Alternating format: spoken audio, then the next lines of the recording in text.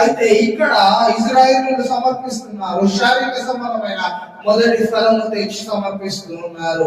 అయితే నువ్వు ప్రతి దినము మొదటి సమయము, మొదటి స్థానము దేవునికి ఇస్తారు. ఆయన ఆత్మీయమైన సమర్పణ.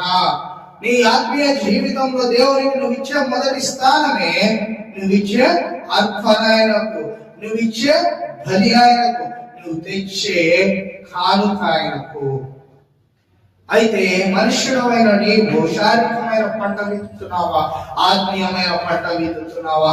నీవు ఏ పంట విత్తుతావో ఆ పంటనే నీవు కోస్తావు. నువ్వు గోధుమలు విత్తితే గోధుమ పంటనే కోస్తావు, నువ్వు గురుగులు విత్తితే గురుగుల పంటనే కోస్తావు, నువ్వు కంకులను విత్తితే కంకులనే కోస్తావు. అయితే నువ్వు గోధుమలు విత్తి కంకులు కొయ్యాలంటే కాదు, ద్రాక్ష విత్తి అంజూర కొయ్యాలంటే కాదు, నువ్వు ద్రాక్షనే కొయ్యాలి, అంజూరం విత్తి అంజూరమే కొయ్యాల్సి వస్తుంది. ఎందుకంటే ఆ విత్తనం అదే ఫలాన్ని ఇస్తుంది.